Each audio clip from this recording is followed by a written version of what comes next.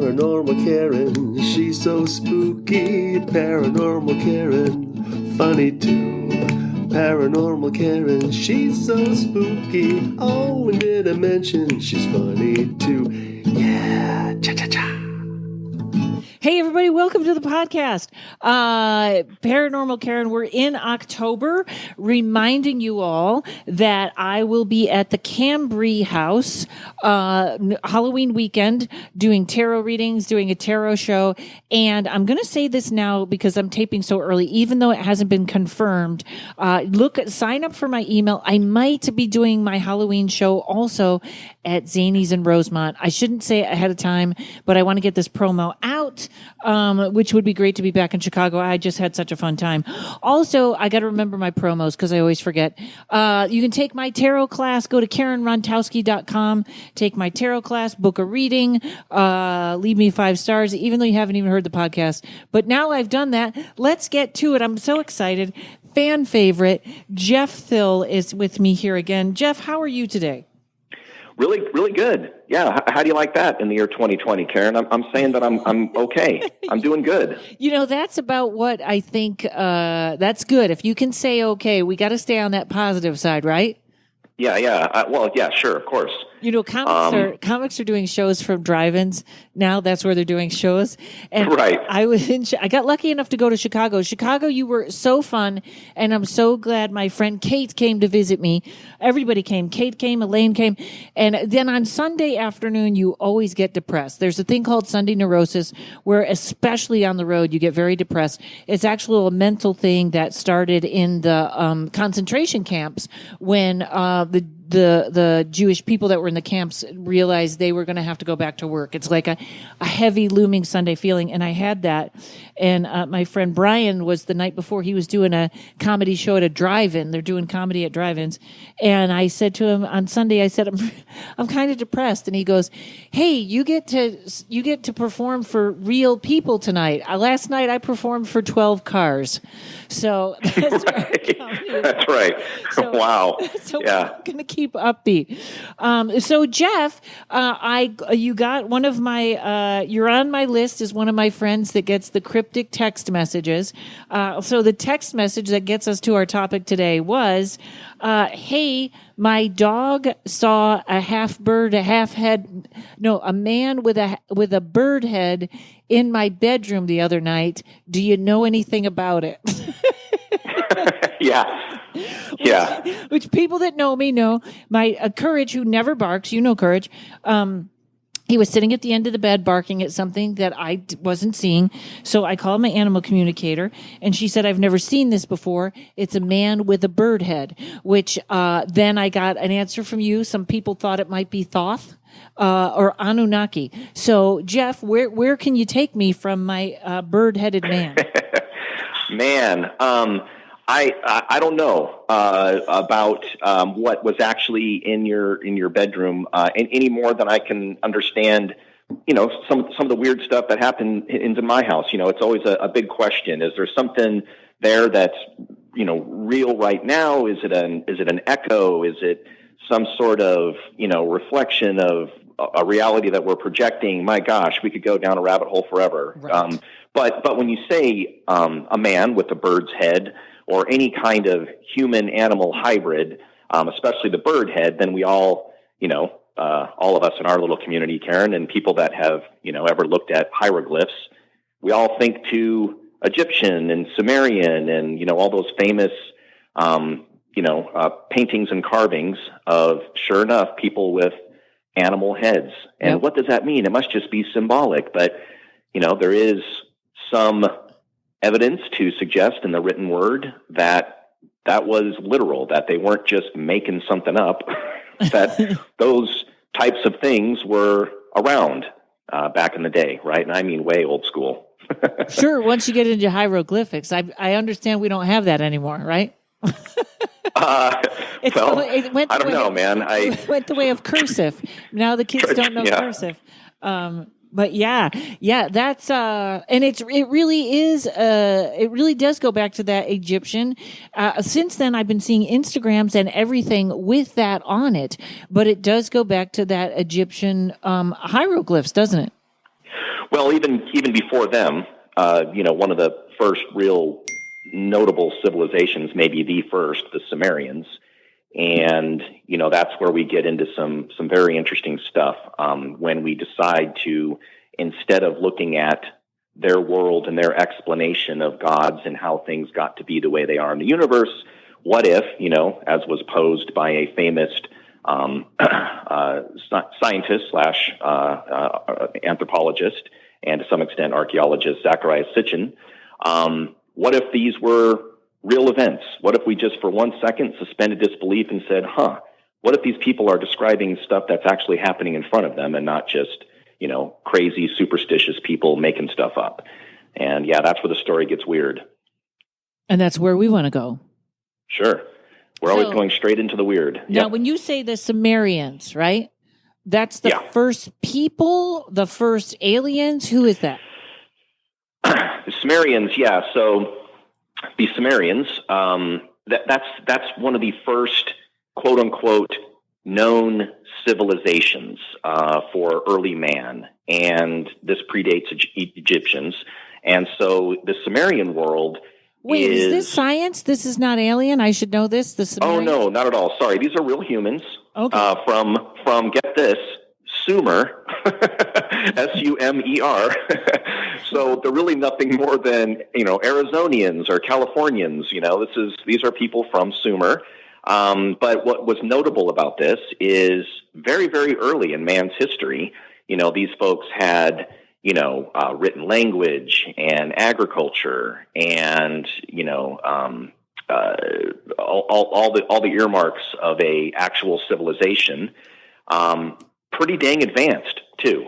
And this is, I thought the Persians were the first people.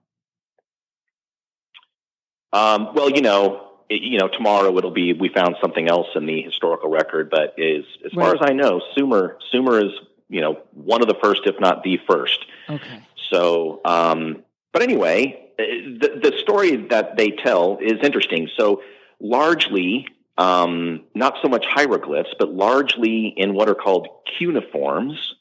So what that was, Karen, and for people in the audience who know what a cuneiform is, wow, awesome. Good for you, by the way. It is basically a clay tablet that they would, write their language and their symbols in to document important events, not just who's in charge right now and some of the political stuff and the good harvest, bad harvest, and all the things you'd expect, but also just earth-shattering events like when the gods came down and did this and that and the other. And so these cuneiforms are in really good shape, and there's a lot of them. And so we do have a pretty decent record of Sumer, except, this one gentleman, again, Zacharias Sitchin, he became a real expert, world-renowned. In fact, probably at the time of, the peak of his career, the foremost expert in being able to decrypt and translate Sumerian cuneiforms. Wow. So who cares why? But he said, some of the stuff they're saying, this doesn't sound like a myth, like Zeus, destroyed this person or did this, and thunderbolts came down from the sky. Oh, I see. It was just a lightning storm, and then they made it Zeus, and that was just because their primitive, dumb minds didn't understand what lightning was. No, this is where the story gets really, really interesting. So he basically noted, first and foremost, that the Sumerians not only knew of 9 planets within our solar system. By the way, that's basically impossible because, we only discovered Pluto, which comes and goes as a planet, what was it, around the 30s or so. And many of the planets that we now know of and celebrate weren't known for quite some time. So not only did they know and see and have a knowledge of the 9 planets and had those in their cuneiforms, but they knew about the moons that orbited each planet. They also knew whether the orbits were spherical or elliptical. So they were able to see not only planets that we didn't discover until our recent history, but they were able to see the moons that we simply can't see without. So do we think they had astronomy? Do we think they had? Well, they explain it. Well, so the great thing about the Sumerians is nothing is left to guessing. They tell you exactly how they know this. You just have to believe it or not believe it. They said that the gods, plural, came down from the sky, and they gave us this knowledge. And so, super interesting. So that's a head scratcher. And it's one of those things, by the way, where modern science goes, the cuneiform shows all 9 planets and the moons and stuff. What do you know about that? Anyway, and they kind of move on, and it's like, whoa. Right. If we've carbon dated this and we know that it goes back that far, don't you have a bigger question to ask? How did they know this? So they get super specific about who these extraterrestrials or gods are. They said that there is a planet, a 12th planet, they called it, that has a 3,600-year orbit, and it is way out there, way outside of our solar system, and it swings in this really large, crazy orbit, and once every 3,600 years, it comes inside of our solar system and tends to wreak havoc. And that is Nibiru, is the name of the planet, and it is large, and the last time it did this, it messed up Mars and Jupiter. And that's what it says on the cues, the cuneiforms? Uh-huh. Which actually sounds like really cute uniforms. And so in documented history, you'll see things like in, Roman mythology, that, Jupiter and Mars, had a fight, and there was a sword that was launched into Mars and this and that and the other. A lot of it can be described by this catastrophic event of, imagine a large planet passing between the two and wreaking havoc and actually destroying the atmosphere of Mars in the process and literally sucking it out into, sucking it out from the surface of Mars. And it would look, like a giant sword stretching across the sky. Oh. But when this planet comes around, it's horrible. It creates all kinds of horrific weather conditions and atmospheric conditions. Yeah. So it comes through, and its gravitational pull sort of messes up our little galaxy, our little solar system. Yeah, it can wreak havoc on planetary bodies that are within our solar system, and so that was interesting because again, there's documentation of observations in the sky that would seem to align with that concept. Now, who are these people? Their planet, get this, according to the Sumerians, was in decay and had problems with the sky, their outer atmosphere, which we now believe would be pollution and that kind of issue. Right. And what the Anunnaki, basically, the residents of this giant planet, what they needed in huge amounts, which they didn't have, was gold.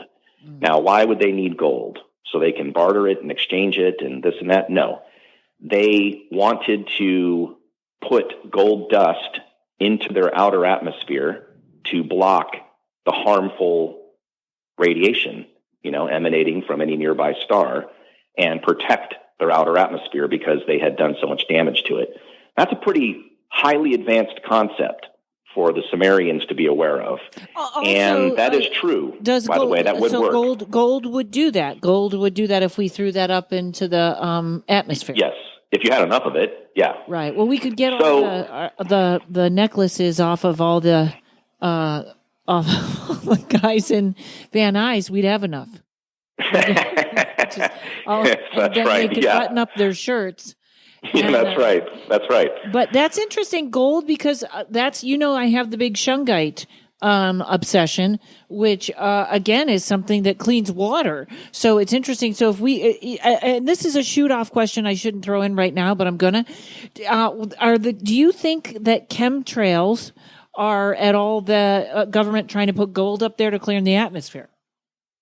I couldn't even begin to guess. The one thing I do know is that there was or is something going on. There's no logical reason to have crisscross checkered patterns across vast areas that just sort of linger. Right. So there is a program of some sort that is going on that they aren't talking about.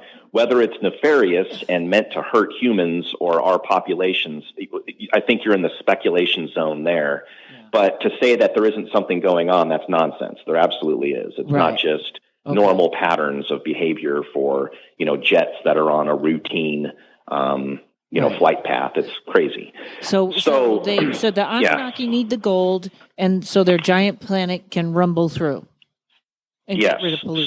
So they need the gold to repair the damage that was done to their planet. Okay. So, and the weird thing is that actually would work. Like I said, if you wanted to repair the ozone layer on Earth where there are holes, if you had enough gold dust and you could get it down to fine particles, that would work. It would actually block a decent amount of the different types of radiation that do come in.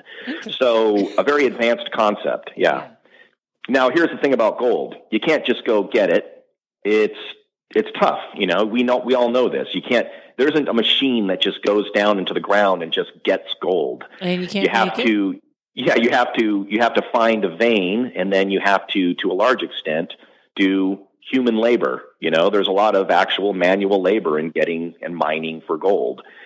So it's not like the Anunaki, I believe, I think that's how you say it, Anunnaki or Anunaki. I say Anunnaki. Anunnaki, thank you. They needed a large slave labor force. And so they come to our humble little planet. And again, this is what the Sumerians are saying. And they see that there are hominids, basically not quite human, but advanced ape type creatures, right? This would be before the missing link, right? The things that you would somehow add DNA to and create a human. Okay. And they talk about the fact that this race of aliens had a female side to the race that was predominantly the science division, right? The females were predominantly the scientists. And they showed... In the apes or in the Anunnaki? In the Anunnaki. Oh, okay. So the Anunnaki had a female. There was a very dominant scientific community that was mostly populated by the females, and whereas the males did other things. So they came down and basically mixed a little bit of their DNA with hominids to create a human, which is a little bit of an abomination, right? Now the human was meant drunk, and the human was meant to be just smart enough to follow orders, right? But not so great that they wouldn't fall in line. And so so here's the weird thing, Karen. To this day, when you complete the human genome and actually study it, human beings, modern humans, have a substantial amount of junk DNA. Junk DNA, yeah, and that's junk DNA. Yeah, these are DNA markers that don't go anywhere, and junk DNA is a classic signature of genetic manipulation. It's a byproduct of doing hybrid experiments, and you end up with junk DNA that just doesn't connect anything. Kind of like when you build a carny builds the zipper and has about 6 extra screws, that just sort of sit there. Wait, that's hysterical, just making it that way. Have we done, but the junk DNA thing, we know that for sure because we've done some hybrid stuff, right? No, it's documented that humans, you, me, and everyone, we all have junk DNA in our genome. Right, but you gave a definition of junk DNA. We know that because we've tried to hybrid things, right? Of course. Okay. Yes. Yeah. So interesting. So if everyone that's listening can picture the classic medical symbol that you see out in front of every hospital on every ambulance, and what is it? It's a scepter that has 2 snakes wrapped around it. Mm-hmm. Which is on the 2 of Cups in tarot. Yes, which is Egyptian, and I believe it's called Cadiz. It predates Egypt, and what it really is the double helix of DNA. And so that is the symbol of the Damu, who are the female scientists of this race of aliens that, according to the Sumerians, came down to Earth. And what they did was they created the Adamu, and the Adamu, Adam, A-D-A-M, right? Adamu is basically the description of a hominid, an ape-like hominid that's not quite human, mixed with their DNA to create the Adamu. Wow. Okay. Now we got to take a break, but that just woke me up because all right, hold on, folks. We'll be right back. Hey, everybody, want to get some comedy dates out to you. October 16th and 17th, you can see me in Lowell, Arkansas at the Grove Comedy Club. I'm so excited. Never been to Arkansas. Please come out and say hello. That is the Grove Comedy Club. Tickets are on sale already at the website. Halloween weekend is going to be huge. October 29th through the 31st. Giant Halloween shows at Zany's Rosemont. That's right, Chicago. I'm coming back. It hasn't even been a month. Zany's Rosemont. I'm doing the psychic stand-up show. I'm doing a special paranormal show. Get tickets now at zanys.com. Also, that Saturday afternoon, I will be doing an extra show at the Cambry House, which is in Illinois. Please go to cambryhouse.com. You can look at ticket prices and everything going on there. So October 16th and 17th, Lowell, Arkansas. Thursday, the 29th through the 31st, Rosemont, Zany's, and the Cambry House. Saturday afternoon, the 31st. I can't wait. It's going to be a full moon. Okay, we're back. Jeff, that's fascinating because I'm going to have to go back and review that and put it in my tarot card of the day because that's fast. So that's where we get Adam from. Yeah, according to Sitchin and the cuneiforms, that the Sumerians left behind, it's also interesting to note that once the slave race, the humans, were created, one of their first tasks was to mine for gold. The exact locations that the Sumerians list have been verified. And guess what they found? They found giant, extensive, underground gold mining operations exactly where the Sumerians said they would be. Wow. So a lot of the things that they said line up perfectly. Again, if we review, somehow they knew all 9 planets, all the moons of those planets, the orbits. They knew a lot about, the constellations, the seasons, the solar system, and they knew that we were a genetically manipulated race that doesn't really belong on Earth at all. And by the way, that's why they will never, ever, ever find the missing link. You're going to see articles if you're a person listening to this and you're going to read on it and you're going to go, oh, they found the missing link. It's this thing. No. And explain the missing link to some. The missing link would be linking humans to hominids, which are basically, advanced apes. And it's interesting, because, they say that we're more aligned with dogs than apes, like our DNA is, but still it's not the correct match, which also always brings me to octopuses. Octopuses have a DNA that is not matched with anything on this planet. Correct. Wow. And they think octopuses came on a meteorite, right? That's a good question, but no, they don't match. And so it's very easy, everyone listening, to think, yeah, we're so close to apes. I mean, a couple more. We haven't found the fossilized record yet that perfectly shows the transition between, the latest hominid and mankind. Whatever, we'll find it eventually. No. And so to the untrained person that reads an article and thinks that we found the missing link, and scientists love to make that claim because that's what their research is based on, that's what their funding is based on, and that's what their reputations are based on. But when you really get into genealogy and DNA and that kind of thing, and you get microfine within that field, you realize that there is a vast gap between the closest link they have to humans and an actual modern human. So don't be fooled. And, I would argue that if the Sumerians are correct, you'll never find it, because the missing link is a bunch of DNA that we don't have access to. That is aliens. So, all right. So the Anunnaki come down. They make this race of slaves to mine gold, and then they leave us, and boom, you got Trump. That's how it went, right? That's the whole I mean, you might have skipped a couple of steps, but not too far. Not too far. Okay. In fact, that just goes to show that my favorite band was correct. Devo. That man is actually devolving, not evolving. Oh, so I love that. That is what you get at the end of de-evolution. Yes, correct. So this is so. Do we know? So then we assume that the Anunnaki are who they were calling Zeus or whatever, correct? They're the Anunaki or what? Sorry, are the beings that they refer to as Zeus or the gods that came down. That's the gods, exactly. Wow. Mm-hmm. Okay. And do the Sumerians, who is that still? Are the Sumerians gone? Are they? Did they evolve into another name? Could we meet a Sumerian? No, no. You could certainly find someone who had, DNA linked to that area of the world where Sumer was, but no, that's not. And where was Sumer? Was it the Middle East?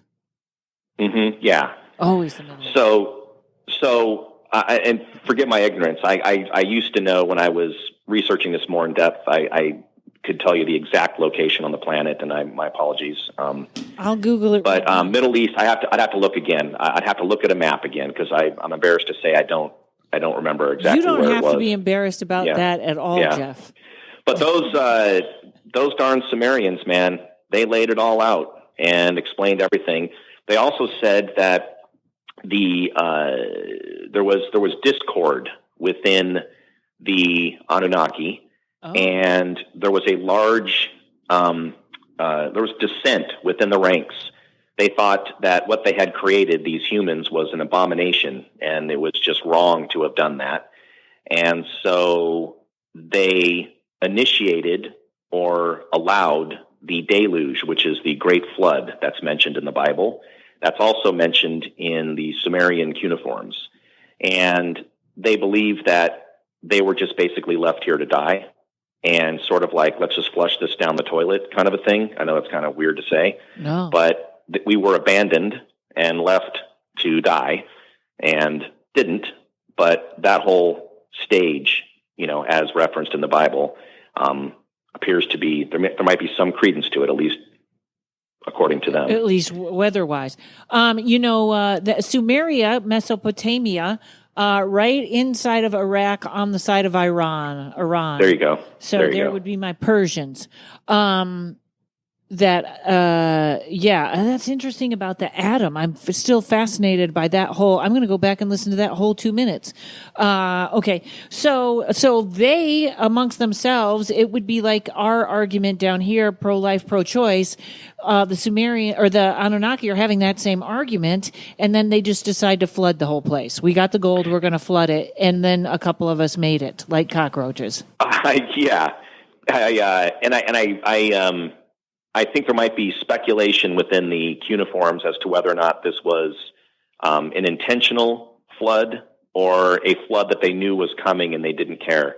But the mankind experiment was abandoned. But I will say that there is other references going back to your Birdman. There are other references to the things that made mankind, Anunnaki, having, at least parts of their society or parts of their culture, they did have what looked like part human, part animal, hybrid entities and creatures. And that would kind of make sense, right? Because they're sort of expert gene manipulators. So, right. Yeah. And maybe they weren't even entities. Maybe they were real things.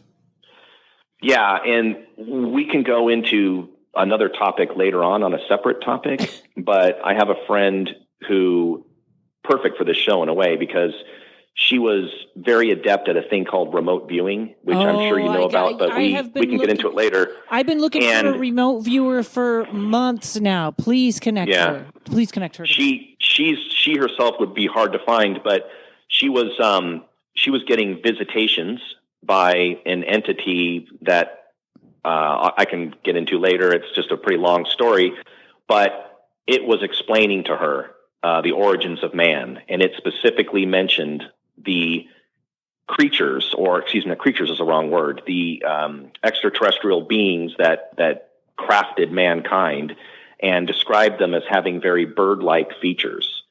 So who knows? But yeah. Okay, if we can find her, or you give me her name, I will. It'd be impossible to find her, and I can explain why in a story, maybe for a different time. But I can at least tell you the anecdotal story about what happened to her, and it goes into the origins of mankind and the universe and what it all means. It's kind of a bigger picture. You know what? Pardon me. Are you okay to do that story now? And I'll tell you why. Because I find that whatever this thing was, it was positive, or there's something going on now. So anybody that's paranormal and metaphysical now completely understands that there is some shift going on. And I read tarot in my apartment, so I'm kind of a little energy ball accumulating. Like I have to constantly it's very interesting. I'm cutting this very short. I don't know what's wrong with me today, Jeff. Folks, I hope I'm okay, because I'm kind of sarcastic today. I have to burn incense and cleanse and dragon's blood and lavender all the time, because in the energy that comes into my apartment, it attracts metaphysical beings. Doing readings attracts metaphysical beings. And I just recently had to get some anise, because all of a sudden it feels, everybody's talking to me about jinn. And things are getting weird. So I get the anise, and I got that through. But this, whatever this thing was, it felt protective. Like I felt not afraid at all. Courage did not care for it.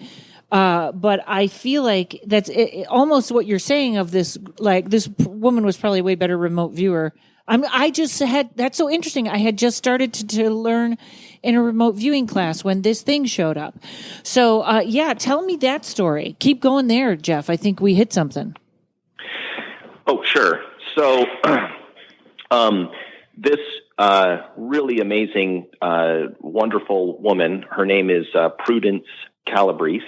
And that is whose class I'm watching. Oh, I know this. Okay, go ahead. I actually went to look for her and did not find her. She has a class on YouTube. Yes. Okay. Yeah, you wouldn't. I don't want to speak for her. I'm always a little nervous speaking about the story of other people, when they're not present or around. But she is, I should say, an amazing person, and she was, in a relationship with a good mutual friend of ours, Mark. I learned a lot about exploding. I think I met her. You probably did back in the days of the Comedy Store, maybe once or twice. Holy cow, that is a weird circle. Okay. All right. Yeah. Okay. Yeah. So she found that she was really good at remote viewing. And for the folks listening, that is a technique where you try to psychically zero in on a moment and place in time or space and get impressions from it. But you can do it remotely, meaning just like with COVID, right, from our home. Mm-hmm. I can be sitting in my home and I can look at the beach of Normandy, when we stormed the beach of Normandy during World War II, and I can get impressions from it and feel what it was like to be there and tap into any point in space and time. And I can do it just using a human being's own psychic abilities. And there's a special technique where you keep your conscious mind busy and you do little things with your pencil and you tap and you do strange things. And it's quite elaborate. It's the military came up with it. And as with anything with the military, it's unbelievably detailed and And if anyone ever wants a kind of a fun, a little bit of a lighthearted look at it, but actually a pretty realistic one based on a real thing, it's The Men Who Stare at Goats with George Clooney. It's a fun movie, Ewan McGregor, George Clooney, but it's based on reality. Anyway, guys, she was amazing at this. I'm sure she still is. So, by the way, when you're a remote viewer, you're not told what you're going to be looking at. It's called blind or double blind. They simply, let's say, Karen, I wanted to have you look at the Statue of Liberty when it first arrived in the United States. And so here's all I have to do. I just write down on a piece of paper, Statue of Liberty arriving in New York for the first time. And then I assign a 6-digit number to that event. And then I write that 6-digit number down inside of an envelope. And then I hand it to someone like Prudence. Prudence looks at that 6-digit number. Now, in the actual real universe, it is now known that 6-digit number refers to that event. But Prudence doesn't know that. Her conscious mind doesn't know that. But her subconscious mind does. And the idea behind remote viewing is we all have this ability to tap into the quantum subconscious. And everything is actually entangled. And if you can just get past your rational conscious mind and put that on a vacation for a moment, you can tap into all knowledge that ever existed or will exist, right? That's the idea. So she goes through her routine and starts tapping. I'm going to add something to that because I did listen to a book on remote viewing. And folks, if you are looking for Prudence's class, which is very, very interesting, and she's so detailed, and it was taken, this old time video, and it was taken from a class that she taught. I can't believe that this is where we ended up, Jeff, because I literally had written down somewhere, look for Prudence Calabrese, because I started to search. That's why I know this story. She has the YouTube channel is called Remote Viewing, and it's part 1 Introduction to Remote Viewing. It's really good. It's a great class. And also I once heard this guy also talking about remote viewing. I think this is the perfect definition of being connected to all information, which is, he said, if you could throw a stone into a lake and it had all the ripples, the lake had all the ripples, and you immediately froze that lake and took out one tiny piece of ice. From that one piece of ice, you should be able to know where the stone, how the stone hit, where it came. In other words, all that information would be in that one tiny piece of ice, so that you didn't need the whole thing for it. And I just thought that always made so much sense. Okay, so go ahead. I'm sorry I interrupted you, but and by the way, that's another good way to explain the holographic version of the universe, which is that every atom, photon basically, has all the information in it for everything. So everything is inside everything is inside everything is inside everything into infinity. Right. Yes. Okay. So she was different than a lot of guys. So if I was a pretty good or even an advanced remote viewer, I might write down impressions, right, that I'm getting from this target. And I might say a structure. I'm smelling I feel like I'm in water. I'm smelling whatever the smell might be in that area of New York. I feel copper, maybe a metal of some kind. It might be copper. It's hard, and the shape. Okay, I'm getting, and you might be able to talk about aspects of it, right? Let's talk about that famous story about the elephant. The 4 or 5 blind men who all are touching the elephant to describe what it is, and each one gives a different impression. One of them touches the trunk and says, "Well, it's a snake, it's a serpent." Another one touches its leg. No, it's a tree trunk. It's a giant tree. And Prudence had the ability to really jump ahead, and at the end of it go, this is the Statue of Liberty, Staten Island, during this time period. Wow. So she was light years ahead of other remote viewers in terms of her intuition and ability to let go of the conscious mind. And she wrote a great book. I'll have to remember the exact title of it. I forget, and it's out of print. And if you can get a copy, good for you. It's impossible to get. But it was something about the bathroom guide to enlightenment. And it was somewhat tongue-in-cheek, but she had this time in her life, Karen, I think it was over a year's period, where she would wake up at something like 2 or 3 o'clock each morning, go into the bathroom, and then there would be this entity, this creature that would be in the bathroom staring at her. And it wasn't a fearful, terrorizing, malevolent thing. It would just stare. And then she would get what she equated to as a thought ball, which is very strange, but all she meant was nothing would happen. It would just kind of look at her and kind of download information to her. And then over the course of the next hours or day or two, what it transmitted to her would just start to unravel in her mind. And so she would just write it down as fast as she could. Even if it seemed nonsensical, she would just write and write and write and write and write. And what this thing did over time was it explained to her exactly who humans are, where we came from, where we're headed, the future of humankind, what happens that's a bad thing, and why it is visiting her, and so on and so forth.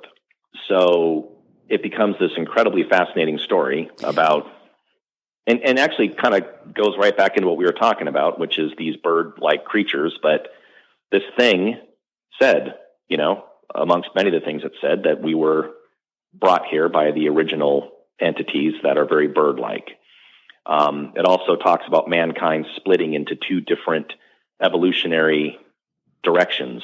One is more right brain, creative, loving, embracing emotion, and the other side is very left brain and logical, and that's what this thing was. It was a descendant millions of years in the future of that thing. Wow. So, all right. I cannot tell you how much, okay, let's take a break and come back. I cannot tell you, Jeff, how much my brain is exploding right now. Psychic medium and buddy of mine, Terry Huberman, is with me today. Terry, you've given me so many great readings and healings, and now you've got everything together in one package. Tell me about that. I sure do. So this package has energy healings, readings, and coaching. Coaching, that's the best. And people, they buy the package. You give them coaching once a week? Yeah, so we meet online once a week, and in between, there's support as well. And who would this be for? This is really for folks who are in indecision, needing to get into their intuition because they're blocked or stuck. They need to move forward. And so we explore what the root causes of the problems are. And helps them get out of their own way. Yeah, absolutely. Terrific. And what can they expect from this? Sure. So moving from anxiousness to confidence, accessing their freedom, joy, and security, and really being in alignment with themselves so they have that clear direction, so they know, aha, this is what I need to do next to reach my goals. So now there's something that's free so people can talk to you and see if this is for them. Yeah, absolutely. On my website, terryhuberman.com, there is a page where you can click, and it's the intuitive coaching package. And there is a button there that says schedule a free call. So you go ahead, schedule it. We'll get on a call and you can learn more about this program, and we'll see if this is a good fit for you or not. See if there's chemistry. Yeah. Beautiful. It's an odd date. TerryHuberman.com, TerryHuberman. I highly recommend it, folks. Okay. So here's where, this is, when she talked about thought bubbles or something like that, these are the synchronicities, Jeff, that make me feel like we're so close to something, or I'm so close to something, because I'm always trying to get more psychic or more intuitive or just more, I don't know what it is that I always want to work harder on that. So I have been taking Prudence's class. You bring up Prudence. You bring up this book, which you're right. Folks, if you live near an old bookstore and you want to go in and take a look, I would love to buy this book if anyone finds it. It's nowhere. You're right. I usually you can find it somewhere. It's nowhere. But what you were talking about, this thing would stare at her in the bathroom. I have a guest coming up, folks, and she has a podcast, and I just connected with her a very bizarre way in the Soberish group. And she has this podcast. I'm going to, like I said, I think she's actually on next week or the week after. Shanna, Shannan. And she took an edible and did a whole podcast for like she said, for hours, something like 4 hours. She took all these notes, and they almost seem a little bit similar, not quite exactly what Prudence was getting, but she was getting how everything, the vibration of it, the tone of it, the why you don't get along with other people, how to change this, what foods, what vibration they're at. And she didn't say vibration, frequency. How this food is and then processed food is at 0 frequency. It's not bad for you. It's nothing. But she also was getting it in the bathtub. I wonder if that's about water. Right. No idea. Okay. Yeah, I really don't know. But all of this is really blowing my mind. This is all in a week, Jeff. This all came up in a week. Before, I didn't know who Prudence was. I didn't know who any of this. Okay, so you got to tell me how she disappeared. I mean, I kind of know the story, but let's hear. So she was getting this, and that's all what's in that book right now, which no one can find. What a surprise! Well, yeah, and there might be a way to on eBay or something. I've looked for it many times, and like an idiot, I had a chance to get a copy of it, probably even signed, and I just got distracted by other things. So. I can attest to the fact, without getting too personal, in her world and life. I certainly don't want to do that, but I can say that I know that there was validity to the things that she was seeing and the stuff that she was being told, because there were other folks that were extremely interested in what she was talking about, and those folks were definitely in intelligence type agencies. So, again, nothing she said was, bad or horrible. It was just sort of this in a nutshell. And I'm going to really paraphrase. And if she ever heard this, forgive me, Prudence, but this is a paraphrasing of what the creature told her. It's basically that universes are created and all the time. Every second, new universes are being created by the source of all things. Trillions and trillions upon trillions of universes, not just solar systems, universes. And ours is just one of infinite possibilities of a universe. And when it comes to humankind, which is one of only trillions of different species that exist in our universe, we did split off in our future. And there was, again, sort of a right brain side of us that are, kind of almost Nordic looking, good looking, humans that split off into one direction and left Earth. And the other direction are these guys, which would later be referred to as J-rods, which is a military term. And we can go into that some other time. And they have the much more classic gray appearance, right? When I say grays, guys, I mean your typical alien, right? Somewhat short stature and large almond-shaped eyes and kind of a larger head or cranial capacity, small slit mouth, that kind of thing that you've all expected. And that's what this thing looked like. And it said that their species was all logic-based. There wasn't any intimacy or emotion that was somehow lost, and they were also dying genetically. They had a horrible disease that was basically going to wipe them out, maybe because of the way that they reproduced. I didn't quite get that part.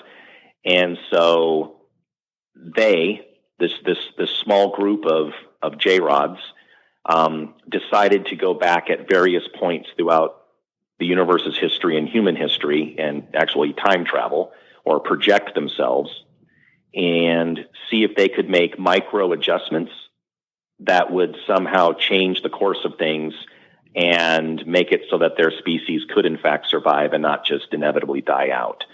And so it wasn't like, let's go back and kill Hitler. Those are the things we all see in Hollywood movies. These are micro adjustments, the butterfly effect. I make a little ripple effect here, that trickles over here and makes a ripple effect over there. And it doesn't have to be some grandiose thing. Sometimes it's as simple as if I take this pencil and put it over there, that will make a change, So it was interesting to read about. But ultimately, it felt that our universe is ultimately kind of doomed. And I don't mean doomed in a horrible way. I just mean it's probably just not a version that was going to work out. Right. That it's probably ultimately going to end, and that'll be the end of that one little blip, that teeny tiny little thought, that little molecule of water that ran down the sink as you rinsed out your cup.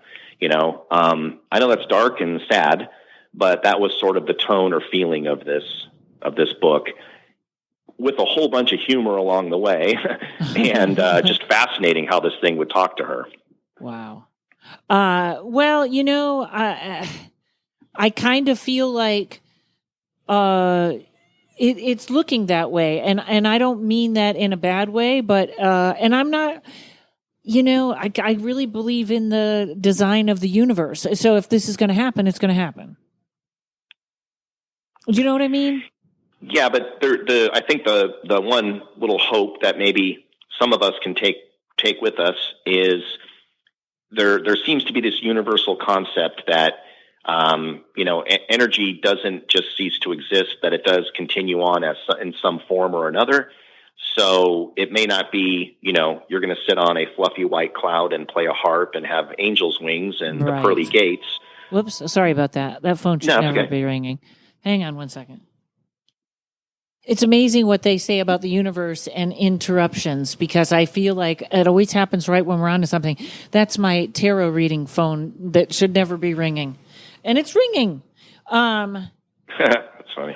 So yeah, it makes you think there is a design to the universe. To think that we're going to go on and live forever is kind of crazy.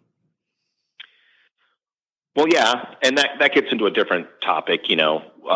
There's definitely some mind-altering drugs that you can take, and everyone kind of has the same experience, but you basically, to some extent, astral project, and everyone kind of sees that, oh my gosh, I'm now part of a much larger collective. I can see that this is just one pattern in a much larger, amazing matrix of possibilities, and we do whatever you want to call continue on in trillion other forms. Mm-hmm.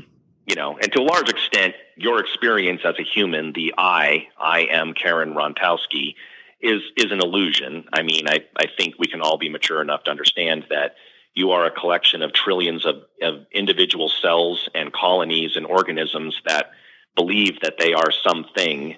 And it's not to say that you aren't real, but you're not really what you think you are. I know all those organisms. And that can be a horrifying concept to a lot of people. And those organisms, and not one can attract a man. How about it?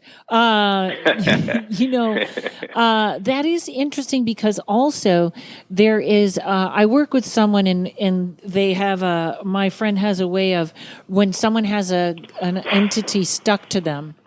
Or sort of an attachment of a spirit that doesn't really know they're dead. What she says to say to them is, who were you before this? And who were you before that? And who were you before that? Literally to get the entity to remember that it's not just this, that it's not just this right now, that it goes back, and who will you be? And who will you be? And who will you be after that? To sort of get its consciousness expanded, so to speak, which is also interesting, because I don't know from my guides or what, I was directed before I meditate or before I do a tarot reading to say, who are you? I am Karen Rontowski. Where are you? I am in my apartment that I have manifested. And I think it's because I'm having so much trouble staying in the moment right now that was like, who are you right now? What are you doing right now? That's a way to just put me there. But, yeah, I agree. It's interesting. It's also interesting. I wonder where we sort of got this concept that there's a God and it's this God, and that's, you know what I mean? And everyone has their rule. Yeah. Every religion has it's this and not this. Yeah. That has to be man. And one more thing. So I'm sorry, I interrupted you. Keep going with Prudence and why she disappeared. Oh, well, disappear is a strong word. Probably I shouldn't use that. But I think that, she's moved on with her personal life. And I think that she maybe has separated herself a bit from the things that could be just considered, a fringe, odd, exciting, yet also probably troubling at times part of her, experiences. So I'm sure she's somewhere doing well and happy and all that. But in terms of where is she or how to get a hold of her, I wouldn't even know where to begin. Yeah. Okay. I think she kind of took a little vacation from this world of, well, alternate realities. Yes. Yeah. And I hope she is well. And it sounded like, and I'm sure I'm reading a skeptic's view, and I'm sure she's also not listening to my podcast. Yeah. Probably back in the normal world, but it sort of looked like she did a radio show or something and predicted something that didn't happen that had to do with aliens, and then literally was descended upon by doubters and skeptics and the jerks that do that, and that seemed to be the last that was seen of her. Yeah, that was 100% for sure. Just a orchestrated, intentional intelligence agencies smear thing. Mm-hmm. It had nothing to do with actual normal people who are just kind of maybe writing something a little insensitive in the comment section on YouTube. Right. This was a concentrated effort to try to dissuade a person that was definitely onto something. Yeah. And so there was malevolence and an orchestrated teamwork intelligence behind it. Yeah. And what is also interesting is I wonder, they also might still be using her. Like, I mean, if you think about it too, that is also, if she was willing to do it, if it would work for her, then, what a way to make someone disappear and give her a new identity. And you work for us now here. Well, gosh, I hope that's not true. And I meant that in a good way. Like obviously, I wish her the best. And I'd like to believe that's not true. I meant that in a good way. Like maybe they were like, "Hey, do you want to still work for us? But we're going to have to do away with this identity and give you a new one." In a positive. That I wouldn't know. Yeah. Yeah. But that is so bizarre now that I think I met her. Yeah. Yep. Wow. Well, I do. I hope she is well wherever out there she is. Her class is phenomenal. Mm-hmm. But that's an interesting question, and I'm writing a script, and I know that psychics and remote viewers will work for the FBI, but sometimes they work for the CIA. And I know they work for the FBI finding people, which seems much more, the CIA might be very scary because you don't know who you're looking for or what you're, you could be toppling other governments and you don't know it. Yeah. Yeah, that's always been interesting to me, how people, whether you're patriotic or not, can completely put your hands in faith in the fact that whatever you were just ordered to do, you don't question, and God only knows why you just did that. Boy, I don't think I'm that kind of guy. I can't just blindly, do something and trust that my handlers have good intentions. Yeah. And I knew a guy that worked for the CIA, and his job was just to pick up a suitcase here and take it over there. And it was almost like, by design, every hand of whatever project they're doing doesn't know what the other one is. They know I do this and you do that. Right. And I don't think I could do that either. I think that would be very scary. But very interesting story. But I kind of agree with what you said, which it looks like they set her up to, I don't know. Well, good luck, Prudence. If I get an anonymous email, that's fine too. We hope you're well. But she was actually sort of communicating with the Anunnaki, huh? Which we think. Well, I don't know about the Anunnaki. She called it, basically a future version of where humans evolved to, specifically a J-Rod. And so, but part of the story that the entity, which is basically us in the future, it's what we evolve into, at least half of us or a part of us do, told her that where we came from was this other alien species that has very bird-like features. So I guess to that extent, we're the descendants of that, and so is the thing that was in her bathroom. It was also a descendant of that. It would have to be. So wow. I wonder if they were just here to ask me about my dry bar special, which, by the way, ladies and gentlemen, you can see on YouTube. That's very... It just is amazing to me how it all wraps around. So there's also the theory that human beings that are being abducted and are mating, or you could say rape, obviously, with aliens, that they're trying to recreate some of what was lost. They're trying to become us again. I know that was one of the theories, that maybe we became too automated, or we really became like robots, whatever it is. They're not trying to hurt us. They're trying to become us. And that's why sometimes the person will be abducted again, and they will show them and say, no, this is your child, not realizing that the human is like, what is going on? No, this is what we're trying to do. Yeah. Yeah. Well, there was another person whose testimony I was dealing with, who said that he was a microbiologist and worked at S4, Groom Lake, which is Area 51 at the time. And he worked with one of these J-rods, they called them. Again, it's a extraterrestrial biological entity. And so might be from the same, lineage as what Prudence was dealing with. But it also, separate from Prudence's story, it also explained that there was a genetic problem, that there was a disease it was dying from, that there wasn't anything they could do, there wasn't a cure, and that they were actively seeking a cure for it. So his story corroborated with hers, and she, obviously ran into a little bit of issues with what appears to be, a concerted effort to, stop that information, try to discredit her work.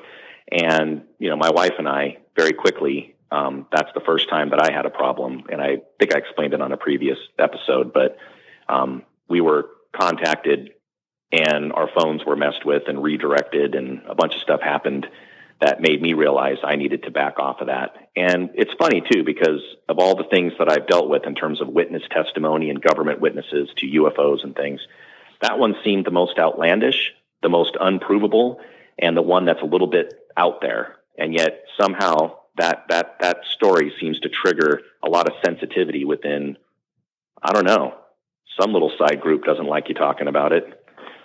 Interesting. I wonder if it's them.